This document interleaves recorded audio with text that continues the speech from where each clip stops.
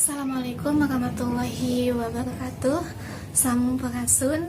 Nah, kali ini Ibu akan menjelaskan tentang materi yang sudah Ibu tugaskan di minggu kemarin. Jadi kalau gak salah, di minggu kemarin itu Ibu memberikan 2 tugas. Yang pertama itu tugasnya mencari contoh ceramah atau khutbah tapi dalam bahasa Sunda. Terus yang kedua, tugasnya itu menulis kembali tentang materi yang sudah Ibu berikan.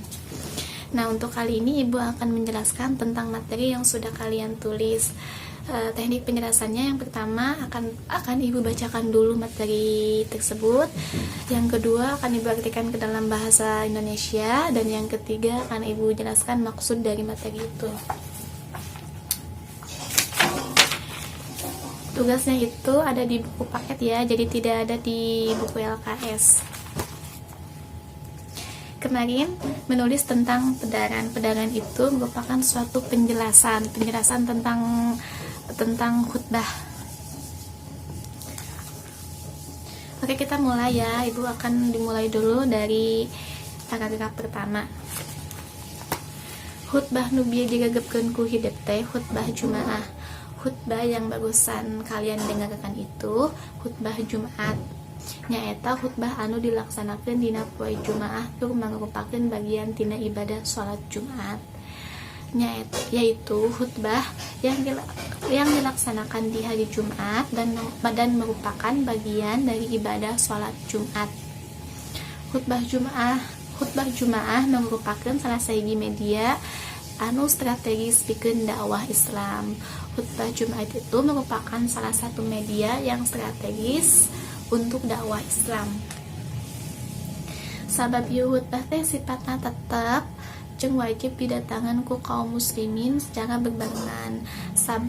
Sebab khutbah itu memiliki sifat yang tetap, yang wajib, yang harus didatangi oleh kaum muslimin secara bersamaan atau berbarengan. Lamun ditilik tina babagianana, khutbah teh dibagi 3 bagian. Kalau dilihat dari pembagiannya, khutbah itu mempunyai 3 bagian. Nu kahiji bubuka, di jerona aya ucapan salam, puji syukur ka Allah, shalawat ka Kanjeng Nabi Muhammad sallallahu alaihi wasallam, maca 2 kalimat syahadat, wasiat takwa, jeung maca kutipan ayat Al-Qur'an atau hadis Rasul. Yang pertama itu ada bubuka, di dalamnya itu ada ucapan salam, puji syukur kepada Allah, salawat kepada baginda Nabi, membaca 2 kalimat syahadat, wasiat takwa, dan membaca kutipan ayat Al-Quran atau hadis. Yang pertama itu ada pembukaan, di dalamnya itu ada pembacaan ucapan salam, puji syukur kepada Allah, salawat kepada baginda Nabi, membaca 2 kalimat syahadat, ada wasiat takwa, dan membaca kutipan Al-Quran atau Al-Hadis. Yang kedua, eusi di jeronan dengankeun di juru khutbah secara gamblang dumasar kana Al-Quran jeung hadis, boh ngeunaan tauhid, boh ngeunaan muamalah anu aya pakaitna jeung kehidupan kepada manusia. Yang kedua itu isi, yang di dalamnya itu menjelaskan tentang khutbah yang ada di dalam Al-Quran atau hadis, yang membahas tentang tauhid, tentang muamalah yang berkaitan dengan kehidupan sesama manusia.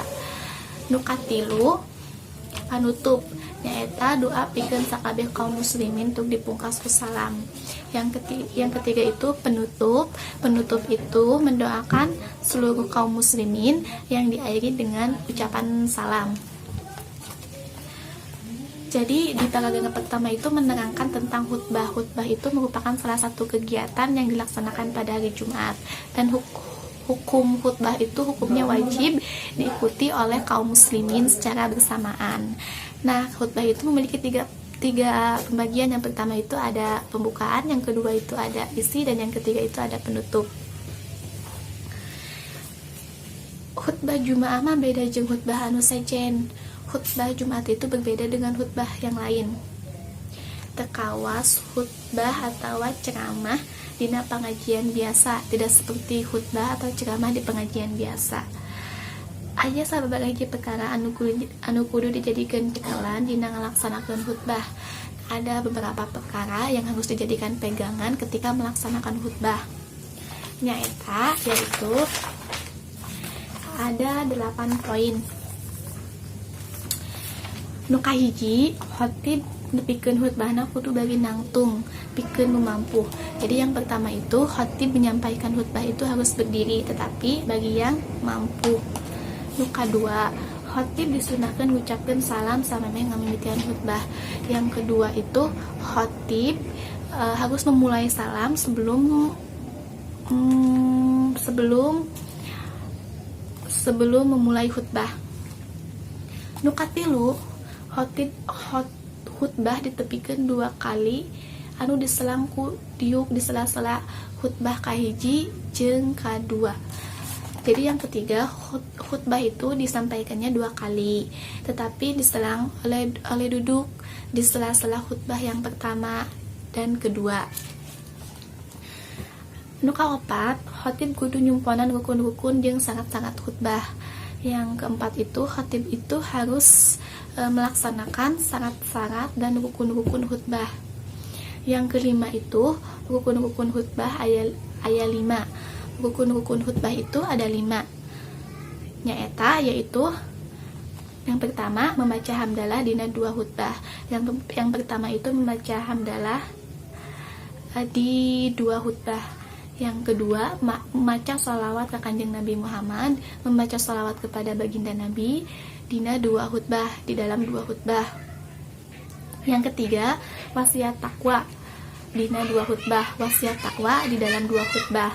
Sok sanajan teu kudu kecap takwa, walaupun tidak dikecap ku kecap takwa, misalnya ku kecap atiullah, misalnya dalam kecap atiullah. Itu kan bahasa Arab ya.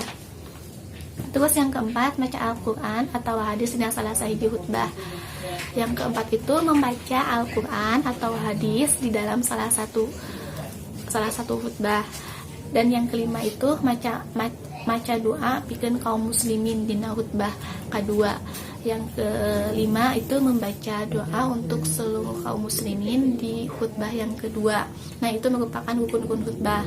Selanjutnya yang keenam, poin yang harus diperhatikan di dalam khutbah itu syarat-syarat khutbah. Nah, syarat-syarat khutbah itu diantaranya yang pertama itu khutbah dilaksanakan samemeh sholat Jumat. Khutbah itu dilakukan sebelum sholat Jumat. Selanjutnya poin keenam yang harus dilaksanakan ketika melakukan khutbah. Yang keenam itu syarat-syarat khutbah. Syarat-syarat khutbah itu diantaranya yang pertama itu khutbah dilaksanakan samemeh sholat Jumat. Jadi khutbah itu dilakukan sebelum sholat Jumat. Yang kedua, rukun-rukun khutbah kudu ditepikeun dina bahasa Arab. Yang kedua itu rukun-rukun khutbah harus disampaikan dalam bahasa Arab. Yang ketiga, khutbah ditepikeun dina bahasa anu jentret tong kaharti sakabeh anu ngabandunganana. Yang ketiga itu khutbah harus disampaikan dalam bahasa yang jelas dan dimengerti oleh seluruh orang yang memperhatikan. Yang keempat, khutbah dilaksanakan saenggeus panon poe lewat mancangan atawa geus mimitian lingsing ngulon. Khutbah dilaksanakan sesudah matahari ada di ufuk, ada di tengah-tengah, atau geus mimiti lingsing ngulon. Lingsing ngulon itu minimal 12:30. Yang kelima itu khatib nepikeun khutbahna kalayan suara nu bedas. Khatib menyampaikan khutbahnya itu harus suara yang jelas. Yang ke-6, antara khutbah jeung salat Jumaah ulah kaselang ku waktu lila. Nu kagenap atau nu ka-6, jadi rukun sangat-sangatnya itu khatib